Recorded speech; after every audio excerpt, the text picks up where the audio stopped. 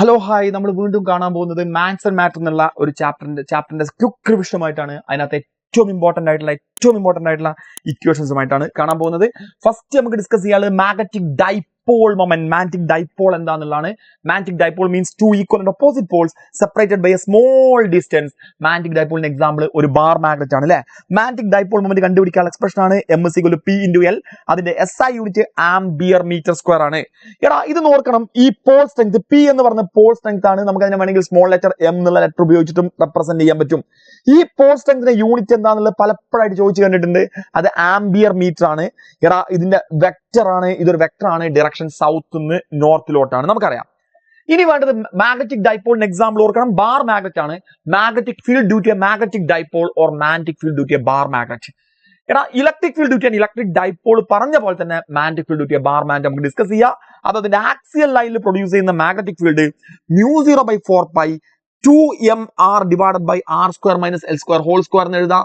ഇതൊരു short dipole ആണെങ്കിൽ r very greater compared to l ആയിരിക്കും. ദാറ്റ് ഈസ് μ0/4π 2m/r³ ആയിരിക്കും ഒരു ഷോർട്ട് ഡൈപോൾ അതിന്റെ ആക്സിയൽ ലൈനിൽ പ്രൊഡ്യൂസ് ചെയ്യുന്ന മാഗ്നറ്റിക് ഫീൽഡ്.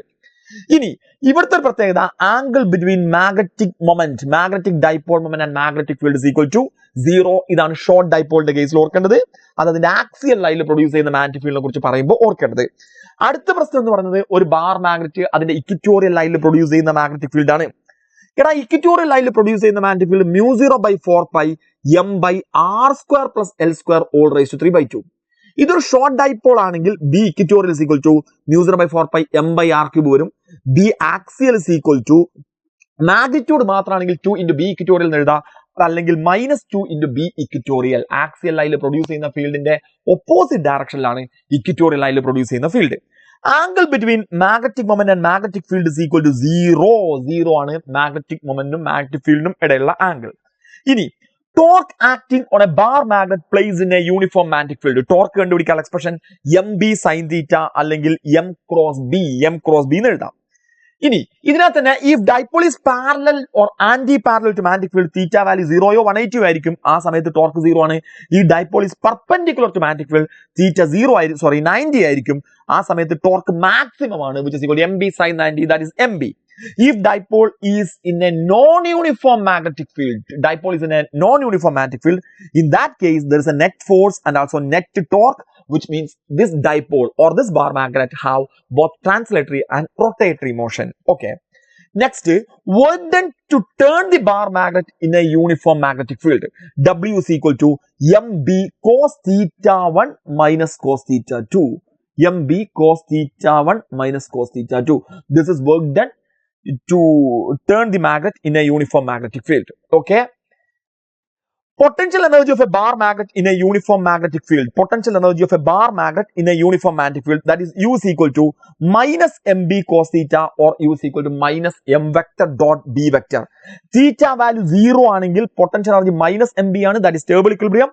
Theta value 90 ആണെങ്കിൽ potential energy 0 ആണ്, unstable equilibrium. Theta value 180 degree ആണെങ്കിൽ potential energy +MB ആണ്, that is nothing but unstable equilibrium. Theta 0 ആണെങ്കിൽ stable equilibrium ആയിരിക്കും. ഇനി time period of vibration of A bar magnet in A magnetic field. Time period കണ്ടുപിടിക്കാനുള്ള expression ആണ് T is equal to 2π √ I/MB. ഇതിൽ I എന്ന് പറയുന്നത് ആ ബാർ മാഗ്നറ്റിന്റെ മാഗ്നറ്റിക് മൊമെന്റ് ആണ്. മൊമെന്റ് ഓഫ് ഇനർഷ്യ ആണ്. I is the moment of inertia of bar magnet. M എന്ന് പറയുന്നത് ആ ബാർ മാഗ്നറ്റിന്റെ മാഗ്നറ്റിക് മൊമെന്റ് ആണ്. B അത് വെച്ച സ്ഥലത്തെ എക്സ്റ്റേണൽ മാഗ്നറ്റിക് ഫീൽഡുമാണ്. B is the external magnetic field. Okay. എടാ ഇനി bar magnet is equal to a solenoid. ഇതിനകത്ത് കൃത്യമായിട്ട് പറയുന്നതാണ് ബാർ മാഗ്നറ്റ് ഒരു സോളിനോയിഡ് ഈക്വൽ ആണ്. രണ്ടും അതിന്റെ ആക്സിയൽ ലൈനിൽ പ്രൊഡ്യൂസ് ചെയ്യുന്ന ഫീൽഡ് μ0/4π 2m/r³ ആയിരിക്കും. ഈ ഒരു സെന്റൻസ് നിങ്ങൾ പ്രത്യേകം ശ്രദ്ധിക്കണം. എടാ ഇനി മാഗ്നറ്റൈസിംഗ് ഫീൽഡ് ഇന്റൻസിറ്റി നമ്മൾ ഇതിനകത്തുള്ള ചില ഡെഫിനിഷൻസ് പറയുകയാണെങ്കിൽ മാഗ്നറ്റൈസിംഗ് ഫീൽഡ് ഇന്റൻസിറ്റി H കണ്ടുപിടിക്കാനുള്ള എക്സ്പ്രഷൻ NI. ഇതിലെ N number of turns per unit length ആണ്. N is equal to N divided by L എന്ന് എഴുതാം. അതിവിടെ സബ്സ്റ്റിറ്റ്യൂട്ട് ചെയ്താൽ H is equal to NI divided by L എന്ന് കൊടുക്കുക. ഇതിന്റെ യൂണിറ്റ് ആംബിയർ പെർ മീറ്റർ ആണ് ഇയാളുടെ unit. Intensity of magnetization means net magnetic moment developed per unit volume of the specimen. Net magnetic moment developed per unit volume. ഇയാളുടെ unit ചോദിക്കുകയാണെങ്കിലും നമ്മൾ എഴുതുന്നത് ampere per metre തന്നെയാണ്. ഇനി റിലേറ്റീവ് പെർമിയബിലിറ്റി ഇതിനകത്ത് നമുക്ക് relative permeability is equal to we can write relative permeability is equal to mu divided by mu 0 അതാണ് relative permeability mu divided by mu 0. Next one mu r ന്റെ value less than 1 ആണെങ്കിൽ, അതായത് less than 1 ആണെങ്കിൽ അത് ഡയാമാഗ്നറ്റിക്കലാണ്. mu r ന്റെ value greater than 1 ആണെങ്കിൽ അത് പാരാമാഗ്നറ്റ് ആണ്. mu r ന്റെ വാല്യൂ വളരെ കൂടുതലാണെങ്കിൽ അത് നമുക്ക് ഫെറോമാഗ്നറ്റ് എന്ന് വിളിക്കാം. മാഗ്നറ്റിക് സസെപ്റ്റിബിലിറ്റി എന്താണെന്നുള്ളത് കൃത്യമായിട്ട് നിങ്ങൾക്ക് അറിയണം. How easily a specimen can be magnetised.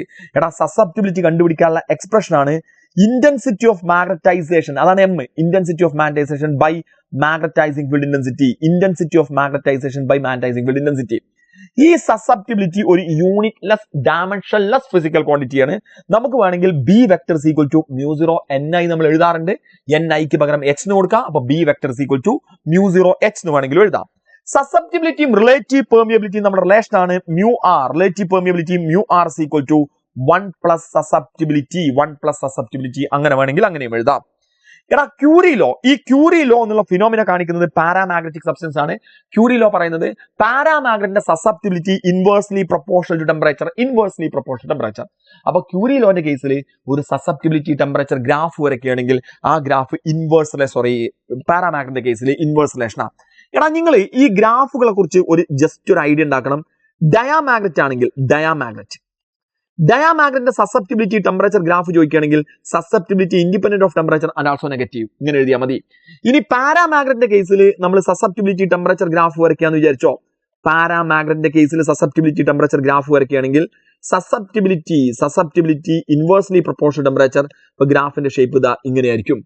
ഇനി ഫെറോമാഗ്നറ്റ് ആണ് നമ്മളെ റെഫറൻസ് എങ്കിൽ, ഫെറോമാഗ്നറ്റിന്റെ കേസിലാണ് നമ്മൾ വരയ്ക്കുന്നതെങ്കിൽ സസെപ്റ്റിബിലിറ്റി ടെമ്പറേച്ചർ ഗ്രാഫ് വരയ്ക്കുകയാണെങ്കിൽ നിങ്ങൾക്ക് അറിയാം ഫെറോമാഗ്നറ്റിന്റെ കേസിൽ ടെമ്പറേച്ചർ കൂട്ടുമ്പോൾ മാൻസം കുറഞ്ഞു വന്ന് ഒരു പർട്ടിക്കുലർ ടെമ്പറേച്ചറിൽ ഫെറോമാഗ്നറ്റ് പാരാമാഗ്നറ്റ് ആയിട്ട് മാറും. ആ ടെമ്പറേച്ചർ നമ്മൾ വിളിക്കുന്ന പേര് ക്യൂറി ടെമ്പറേച്ചർ എന്നാണ്. അപ്പൊ നമ്മൾ ഇവിടെ തുടക്കം മുതൽ ഇൻവേഴ്സ് റിലേഷൻ കീപ്പ് ചെയ്യുന്നുണ്ടെങ്കിൽ, പാരാമാഗ്നറ്റിന്റെ കേസിൽ അങ്ങനെ കീപ്പ് ചെയ്യുന്നുണ്ടെങ്കിൽ, ഫെറോമാഗ്നറ്റിന്റെ കേസിൽ ക്യൂറി ടെമ്പറേച്ചറിന് ശേഷമായിരിക്കും ഈ ഇൻവേഴ്സ് റിലേഷൻ കീപ്പ് ചെയ്യുന്നത്. Okay, Gauss's theorem in magnetism പറയുന്നത് ഇതാണ്. Gauss's theorem in magnetism closed surface integral B dot dA is equal to 0. അതിന്റെ meaning magnetic monopoles never exist, magnetic monopoles exist ചെയ്യില്ല, അതായിരിക്കും ഇതിന്റെ മീനിങ്.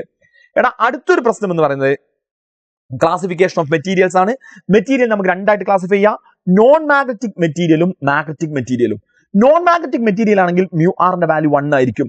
മാഗ്നറ്റിക് മെറ്റീരിയൽ ആണെങ്കിൽ mu r not equal to 1. ഈ magnetic മെറ്റീരിയലിനെ വീണ്ടും നമുക്ക് മൂന്നായിട്ട് ക്ലാസിഫൈ ചെയ്യാം. അതിലൊന്നാണ് ഡയാമാഗ്നറ്റ്, അടുത്താണ് പാരാമാഗ്നറ്റ്, ലാസ്റ്റ് വൺ ഫെറോമാഗ്നറ്റ്. ഡയാമാഗ്നറ്റിന്റെ പ്രത്യേകത mu r ന്റെ വാല്യൂ ലെസ് ദാൻ 1 ആണ്, പാരാമാഗ്നറ്റ് ആണെങ്കിൽ ഗ്രേറ്റർ ദാൻ 1 ആണ്, ഫെറോമാഗ്നറ്റ് ആണെങ്കിൽ mu r ന്റെ വാല്യൂ വളരെ വലിയൊരു വാല്യൂ ആണ്, mu r very greater compared to 1. Diamagnet weakly repelled from external magnetic field ആണ്, paramagnet weakly attracted by external magnetic field ആണ്, ferromagnet strongly attracted by external magnetic field ആണ്. ഡയാമാഗ്നറ്റിന്റെ susceptibility negative ആണ്, പാരാമാഗ്നറ്റിന്റെ ചെറിയ പോസിറ്റീവ് വാല്യൂ ആണ്, small positive value, ferromagnet ആണെങ്കിൽ large positive value. ഇത്രയും കാര്യങ്ങളാണ് ഈ ചാപ്റ്ററിൽ ഒരു ക്വിക്ക് റിവിഷനിൽ എനിക്ക് നിങ്ങളെ ഓർമ്മപ്പെടുത്താനുള്ളത്. Okay, thank you.